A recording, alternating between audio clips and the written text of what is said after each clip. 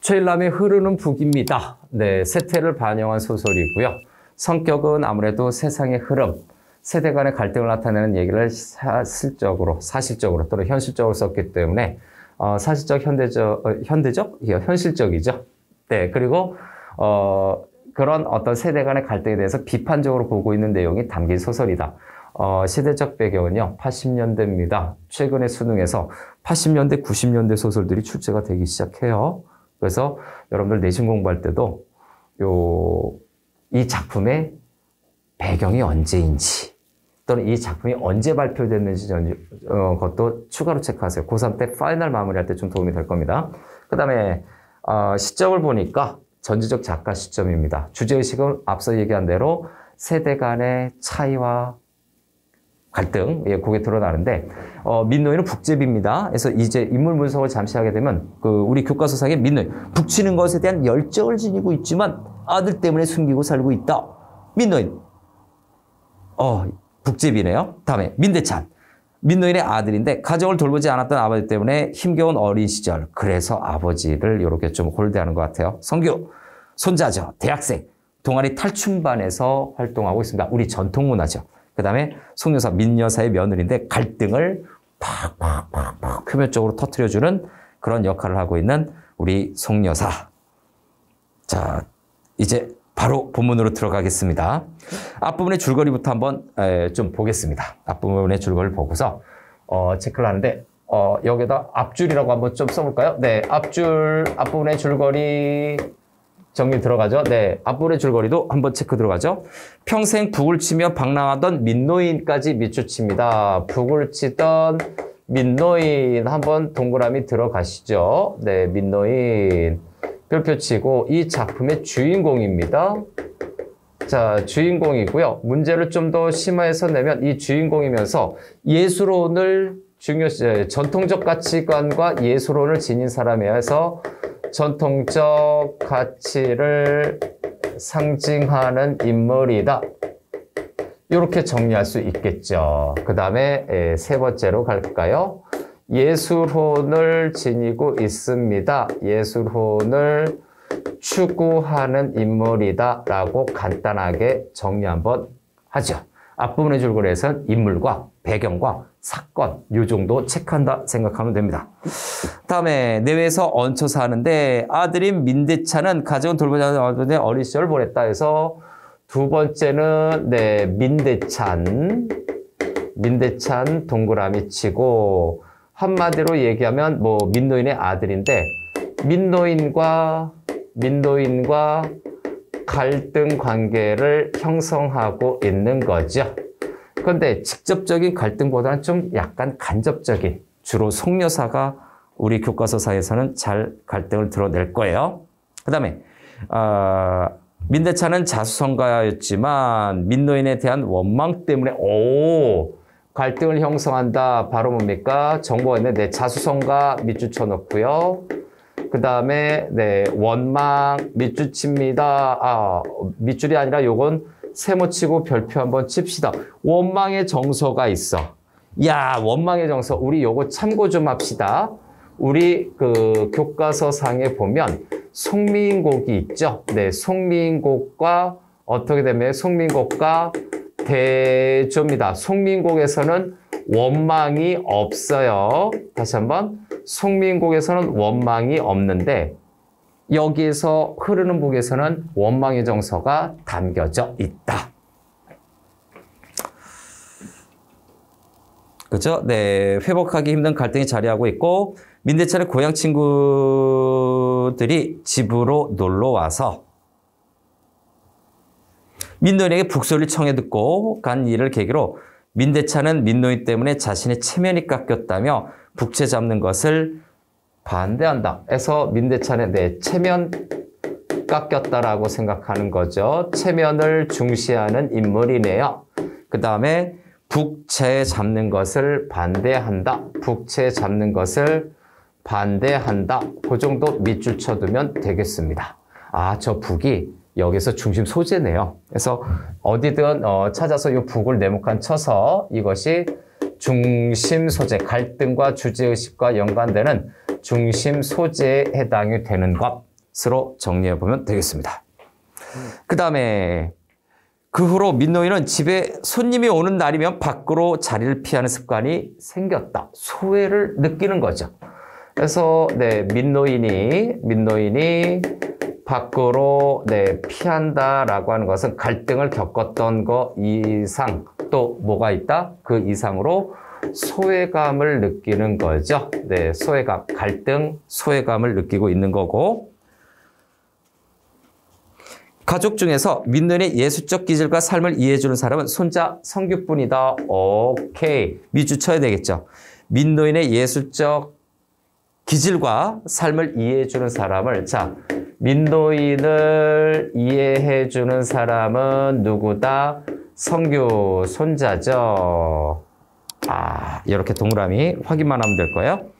어느 날 성규는 할아버지에게 자신이 다니는 학교 봉산 탈춤 공연에 참여해달라는 제의를 하고 민노인은 고민 끝에 이를 수락한다. 이제 북 잘 치고 왔을 거예요. 보통 모의고사에서는 그 북 치는 그 장면, 네, 그 부분이 좀 잘 출제가 되는 부분이겠죠. 자, 그날 밤 민노인은 근래에 흔치 않은 노고남으로 깊은 잠을 잤다. 춤판이 끝나고 아이들과 어울려 조금 과음한 탓도 있을 것이다. 잠을 제대로 못 잤었나 보죠. 그동안 아무래도 소외감 느꼈으니까 쫓겨나듯이 얼마나 속이 그렇겠습니까? 그런데 여기 좀 해소가 됐겠죠. 더 많이는 오랜만에 돌아온 자기 몫을 제대로 해냈다는 느긋함이 꿈도 없는 잠을 거쳐 상큼한 아침을 맞게 했을 것으로 믿었는데 그런 흐뭇함은 오래가지 않았다. 일단 민노인이 다섯 번째죠. 민노인이 깊은 잠을 잤다. 그래서 민노인 깊은 잠 밑줄 한번 쳐볼까요? 깊은 잠을 잤어요. 그래서 깊은 잠을 민노인 동그라미 치고 여기에다가 화살표 연결해서 민노인이 깊은 잠을 써요. 왜? 과음을 했다. 그래서 그 이유를 보니까 자, 과음 밑줄 치고 이유 1이라고 한번 체크할까요? 무슨 이유입니까? 깊은 잠을 자게 된 원인 첫 번째 과음을 한 것이고 두 번째는 제대로 해냈다는 느긋함에서 느긋함 밑줄 치고 이유 2 잠을 깊게 든 이유 두 번째가 바로 느긋함이 아니라 느긋함이죠. 느긋함 요겁니다. 느긋함. 그런데 상큼한 아침이 되지 못했던 거죠. 자, 다 저녁 때가 되어 외출해서 돌아온 며느리는 해서 며느리 동그라미 들어갑시다. 며느리는 구체적으로 누굽니까? 거기 인물 소개본에서 송여사에 해당이 되는 거죠. 네, 송여사에 해당이 되고 송여사도 역시 민대창과 마찬가지로 민노인과 갈등을 하게 됩니다. 갈등을 형성한다라는 건데 한마디로 굉장히 불친절하게 퉁명스럽게 또는 못마땅해야 하는 그 말들을 하게 됩니다. 그래서 못마땅해 하는 이런 갈등이 형성이 되어 부정적으로 보는 거죠. 며느리. 성규를 찾았고 민노인의 방문을 미쳤다. 아버님, 어저께 성규학교에 가셨어요? 알게 됐구나. 그래서 며느리인데 아버님 하는 그 부분에서 송여사죠. 며느리인 송여사가 대학에서 민노인이 북을 친 사실을 알고 있다라고 봐야 돼요. 여기서. 그래서 북을 친 사실을 알고 있다. 뭐 방금 전에 알았던 조금 전에 알았던 알고 있다라고 우리는 판단을 해줘야 되겠죠. 자, 굳어있는 표정 위로 낭패의 그늘이 쫙 깔려있다. 금방 대답 못하고 엉거주춤한 형세로 며느리를 올려다보는 민노인의 그 민노인의 행동이 나오고 있죠. 엉거주춤한다라고 하는 부분인가요? 자, 앞부분에서 낭패의 그늘, 굳어있는 표정이 있죠. 그죠? 낭패의 그늘이 깔려 있었고 며느리한테 그 다음에 엉거주춤이라고 하는 부분인가요? 엉거주춤 이 정도를 밑줄 쳐서 이거는 민노인의 그 행동을 통해서 뭐를 드러내는 겁니까? 당황의 심리가 간접적으로 제시된 거죠. 이것이 간접적으로 제시되고 있구나. 직접적으로 당황하셨어요. 그렇게 얘기하는 것이 아니라 간접적으로 행동으로 네가 알아서 느껴 간접 제시해주고 있는 거죠. 민노인의 면전에서 송요새 한숨 섞인 물음이 또 떨어졌다.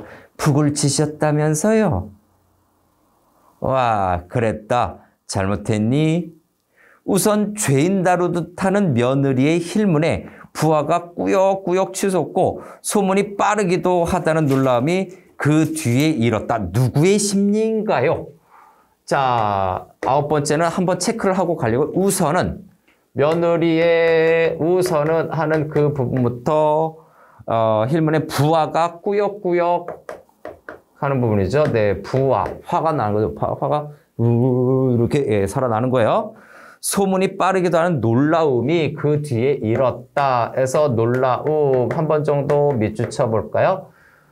부하같이 밀고 놀라움이 느껴졌다라고 하는데 이게 누구의 심리야?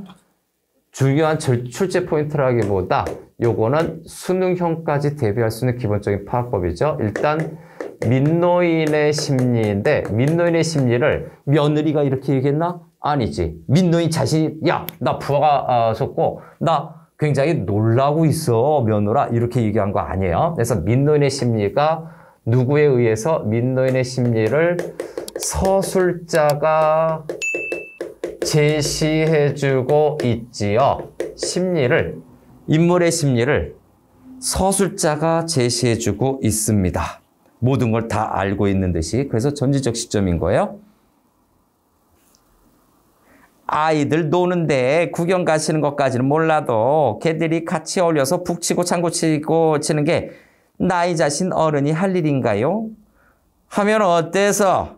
성규가 지성으로 청하기에 응한 것뿐이고 나는 원래 그런 사람 아니니? 이번에도 내가 니들 체면 깎았냐? 아, 여기서 뭔가 느낌 하나 오는 말들이 있죠. 체면 깎았냐? 라고 하는 겁니다.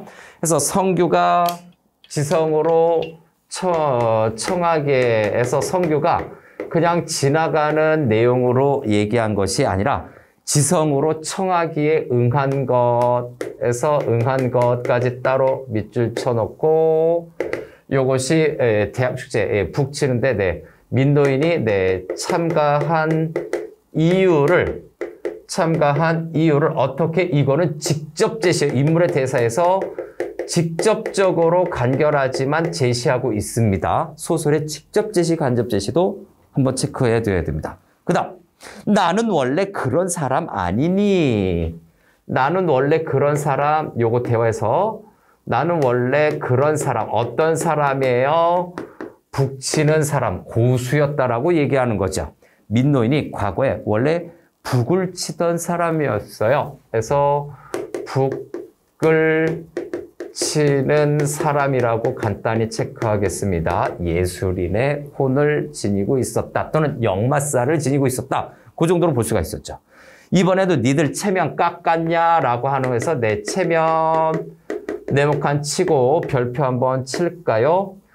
자, 여기 민대찬, 아들인 민대찬이죠. 민대찬과 며느리가, 송여사죠. 며느리가 민노인이 북치는 것을 반대하는 근본적인 이유입니다. 북치는 것을 반대하는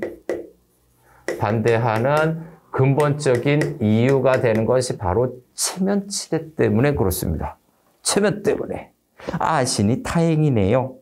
송여사는 후다닥 문을 닫고 나갔다. 일은 그것으로 끝나지 않았다. 며느리는 퇴근한 남편을 붙들고 밖에 나갔다가 성규와 같은 과 학생이 진숙이 어머니한테 들었다는 얘기를 전했다. 진숙이 어머니는 민노인이 가면극에 나왔다고 하며 귀뜸에 있대요. 성규 어머니는 그렇게 멋있는 시아버지를 두셔서 참 좋겠다며 빈정거린 말도 덧붙였다. 그런데 이상스럽게도 아들은 민노인에겐 아무런 내색을 하지 않았다. 그냥 덤덤한 낯빛에다가 식구들이 저녁을 마친 후에야 돌아온 성규를 사정없이 몰아붙였다. 아버지를 몰아붙일 수 없잖아요. 그죠? 그래서 아버지에 대한 배려는 좀 하는 건가? 효사상은 있나? 장유유서인가요? 자, 너더러 누가 그런 짓을 하라고 그랬어? 자, 그런 짓 밑줄 들어갈까요? 단어의 뜻을 좀 체크해 보려고 합니다. 자, 누가 그런 짓을 하라고 그랬어? 라고 하는데 이 그런 짓이 북치는 것 아니에요. 그런 짓의 의미는 뭡니까? 성규가 정성스럽게 앞부분의 대사 부분에 있는 겁니다. 청하기에에서 성규가 청하기에 하는 것이 그런 점이죠. 그래서 여기에서 다시 써보면 민노인이 북치는 거죠. 민노인을 정성으로 참여를 정성으로 청한 겁니다. 요청한 거죠. 청은 요청해요. 요청한 겁니다. 와주세요. 와주세요. 참여해주세요. 북 좀 쳐주세요. 우와, 북 잘 쳐. 이거예요. 오케이. 형에서 신발 벗고 한 발을 내든 순간 노기를 한꺼번에 모은 호령이 그를 사로잡았다. 영문을 몰라 아버지와 어머니 쪽으로 누나를 번갈아 돌리는 성규를 향해 이번에는 어머니가 차디차게 말했다. 잘하는 일이다. 할아버지를 끌어내지 않으면 니네들 춘파는 성사가 안 되니 자, 잘하는 일이다. 뭡니까? 비꼬는 어터 중에서 반어적 표현이 있네요. 자, 반어적 표현을 통해서 무엇을 하고 있다? 비꼬는 것이죠. 그래서 반어적 표현을 통해서 좀 불만이라고 해야 되나요? 아니면 좀 비꼬는 건가요? 그래서 차디차게 말했다. 성사가 안 되니 해서 어떤 비난의 의미를 심화시키고 있는 거죠. 그랬더니 잘하는 일이다. 거기가 반어적 표현.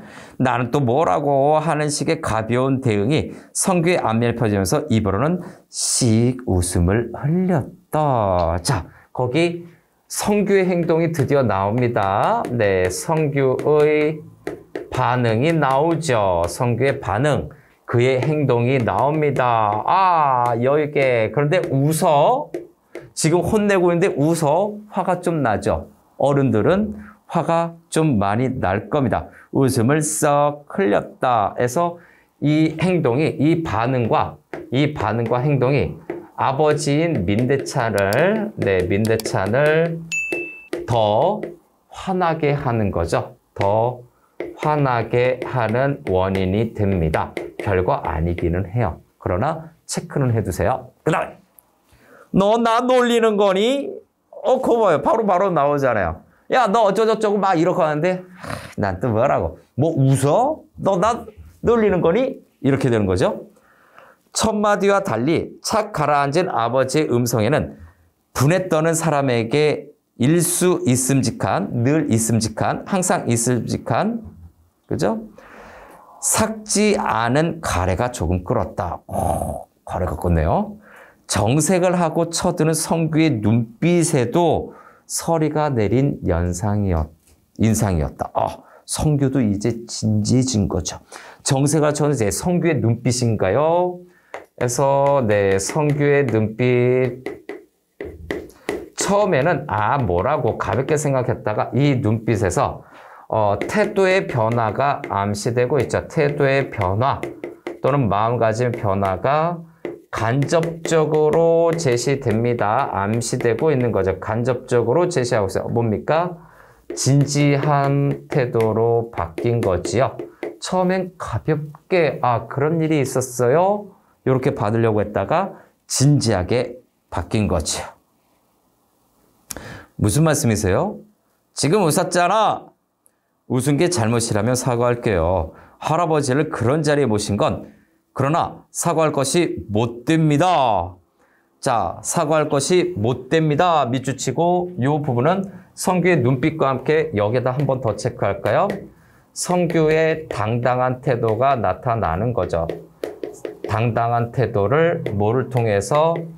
대화에서 직접 제시하고 있습니다. 사과할 것이 못 됩니다. 라고 하는데 이 성규의 태도가 결국은 네, 대찬과의 갈등을 심화시킵니다. 대찬과의 갈등을 상승시켜요.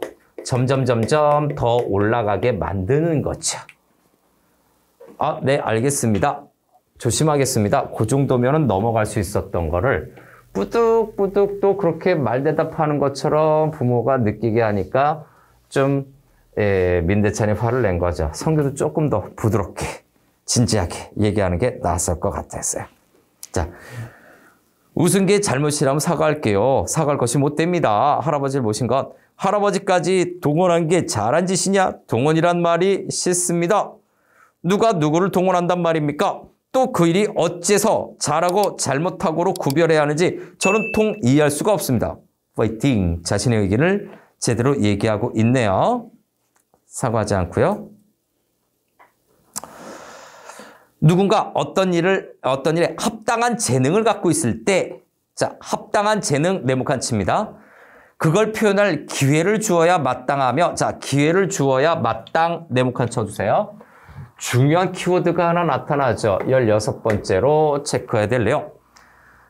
자, 민노이는 북을 잘 쳐요. 정말 경제어른 장인인가 봅니다. 그래서 여기에서 합당한 재능 네모칸 쳐두고 좀 눈에 띄게 체크해 봅시다. 합당한 재능이 있을 때 어떻게 하자고 그 재능을 발휘할 수 있는 뭐를 줘야 된다? 돈을 줘야 된다? 아니에요. 뭐를 줘야 된다? 기회를 줘야 된다라고 얘기를 하는 거죠. 됐나요? 그래서 거기서 표현할 기회를 주어야 마땅하다. 자, 기회를 주어야 마땅까지 밑줄을 또는 이렇게 기회를 준다라고 하는 이 부분을 네모칸 쳐서 강조해 놓겠습니다. 아, 그렇죠? 여기서 성규가 사과하지 않은 이유죠. 이것이 바로 성규가 사과하지 않은 이유에 해당이 됩니다. 사과하지 않은 이유.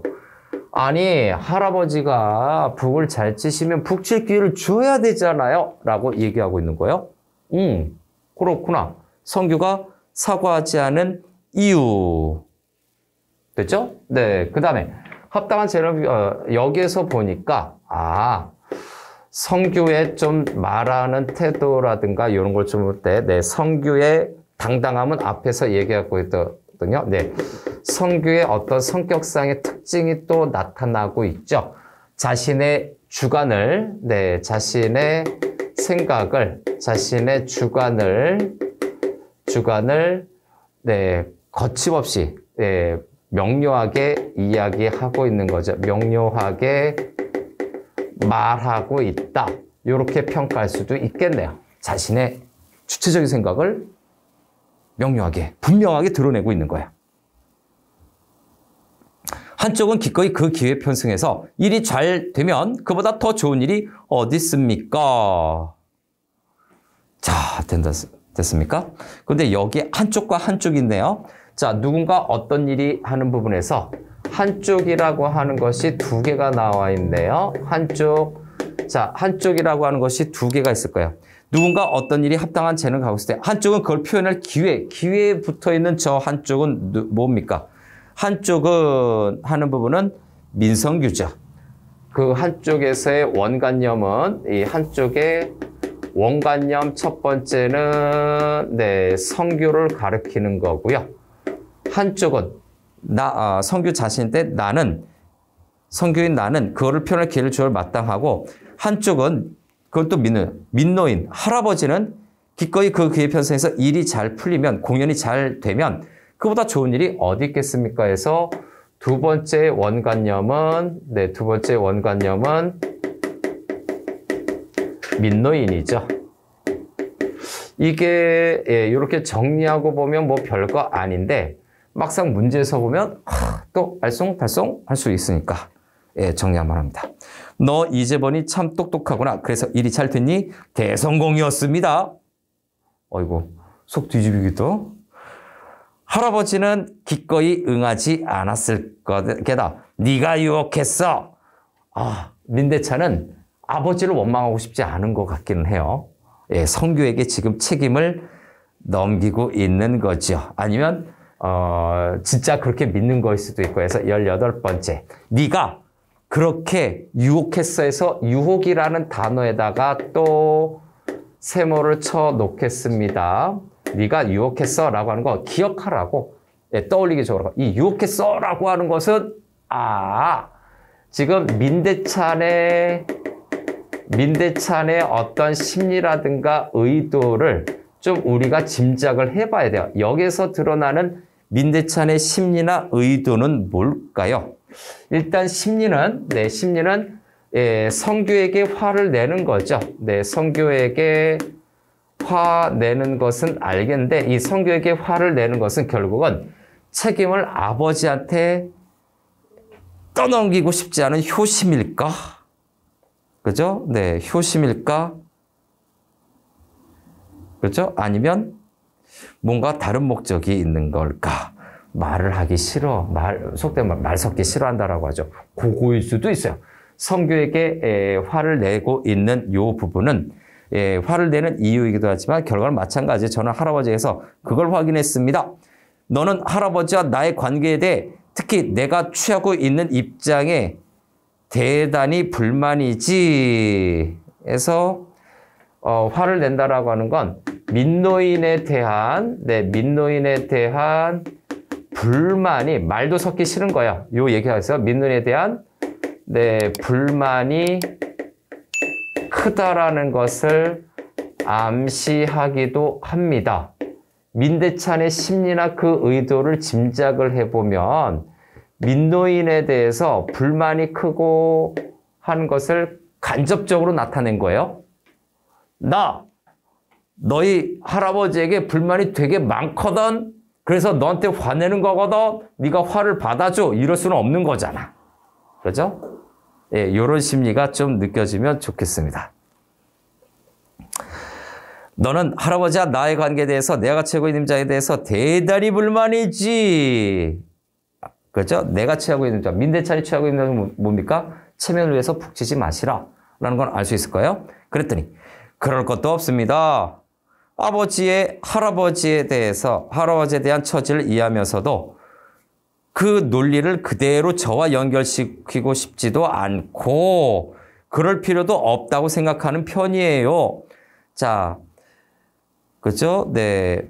할아버지에 대한 처지를 이해하면서도 그 논리를 그대로 저와 연결 밑줄칩니다. 그 부분이 바로 민대찬의 심리이자 의도예요. 그래서 19번째 그 밑줄친 부분이 바로 민대찬의 어떤 그 심리를 성규가 대신 전달하고 있죠. 성규가 대신 언급한 효과가 있어요. 뭡니까? 할아버지에 대한 처지를 이해도 하는 거죠. 그래서 민대찬의 심리는 뭡니까? 민노인에 대해서 아버지로서 이해도 하고 있기는 하지만 민노인에 대해서 이해를 하고 있기는 하지만 또 한편으로는 뭡니까? 이해하면서도 논리를 그대로 저와 연결시키고 싶지도 않고 자, 성규와 연결시키고 싶지도 않고 아버지와 뭔가 엮이기 싫어하는 그 심리가 간접적으로 나타내고 있는 거죠. 그러면 이렇게 성규가 대신 언급하고 민대찬의 심리를 대신 언급한 부분이 그 부분이 근데 이것을 성규의 입장에서 보면 성규의 입장에서 다시 한번 또 정리하면 똑같은 부분인데 자, 성규는 아버지인 민대찬과 할아버지인 민노인을 모두 다 배려하는 거예요. 모두 다 존중하는 민노인과 아버지인 민대찬이죠. 아버지 민대찬을 어떻게 된다? 모두 동시에 존중하는 거죠. 모두 존중하고 있는 거예요. 뭐 누구 하나 버리고 좋아하고 싫어하고 이런 거는 못 할 입장이 못 되는 거잖아요. 성규 입장에서도 마땅히 그럴 수밖에 없을 거예요. 예, 이렇게 할 수밖에 없겠죠. 기특하구나. 그러니까 너만이라도 할아버지에게 화해 제스처를 보이겠다는 거냐 뭐냐. 지금까지 내 행동을 보면 그런 추측을 가능케 하더라만 그것도 맞지 않는 말이에요. 도대체 할아버지와 저와는 갈등이 있어야 말이죠. 처음부터 갈등이 없었는데 화해 제스처를 보이고 말고가 어디 있습니까? 할아버지와의 갈등이 있었다면 그건 아버지의 몫이지 저와는 상관이 없는 겁니다.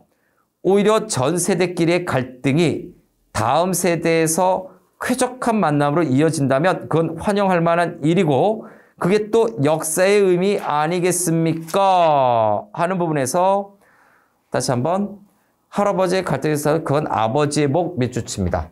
할아버지와의 갈등은 아버지의 몫이에요. 할아버지와의 갈등은 아버지의 몫이다 라고 하는 것이죠. 그래서 여기서 갈등의 주체를 분명히 드러내고 있네요. 누구와 누구의 갈등이에요? 그래서 민노인과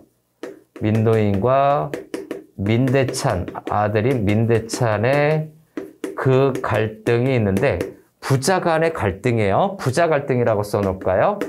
그 성격이 부자 간의 갈등입니다. 아버지부 아들자, 요거 쓴 거예요. 자기와 상관이 없대요.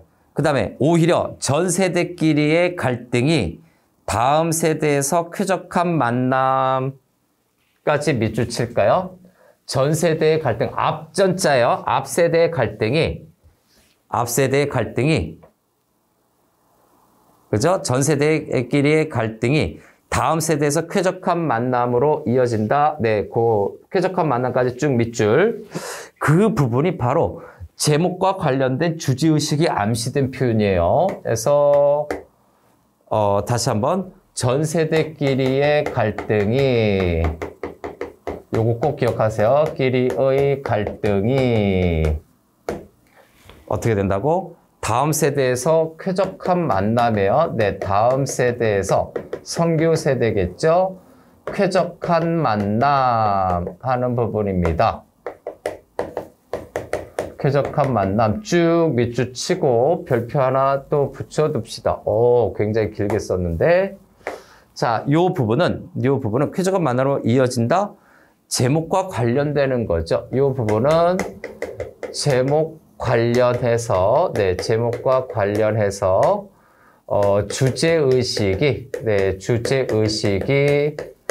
담긴 대화에 해당이 됩니다.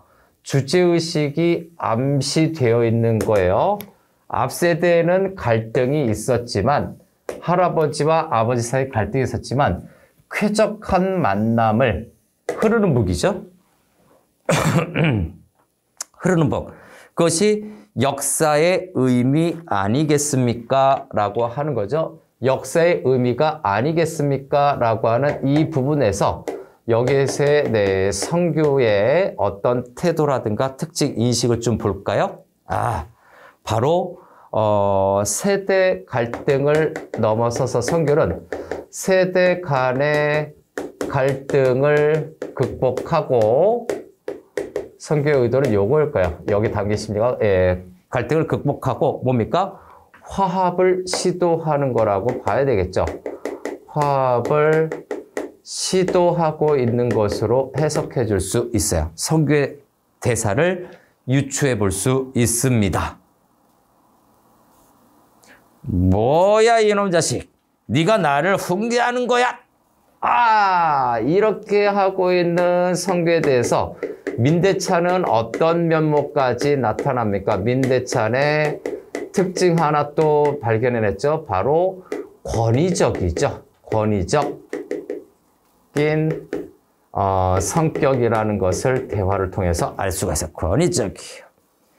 말이 떨어지기가 무섭게 아버지의 손바닥에 성규의 볼때기를 후렸다. 뺨을 거죠. 폭력 노노노노노노. 그래서 옆에 있던 어머니의 쇳소리가 귀에 뺨에 달라붙었다. 쇳소리가 뭡니까? 날카로운 목소리죠. 또박또박 말 대답하는 것 좀 봐. 민대찬이나 송여사랑 같은 말 하고 있는 거죠. 아들이 때렸는데 세대 간의 갈등이 암시되고 있는 겁니다. 그래서 이렇게 되고 뺨을 때린 거죠. 그래서 23번째로 뺨을 때린 부분은 뺨은 세 번 때릴까요? 세대 간의 갈등이, 네, 세대 간의 갈등이 표면화된 거죠. 예, 표출이 된 것이다 라고 봐야 됩니다. 그러면 요거 이제 작품 마지막 부분에서 아마 정리하는 게 좋을 것 같은데, 세대 간의 갈등, 민노인과 민대찬, 이 둘의 갈등이 하나 있는데, 이것이 앞에서 얘기한 대로 이게 대물림 되듯이 또 민대찬과 민성규 간에 또 이런 갈등이 여기서 형성이 되는 겁니다.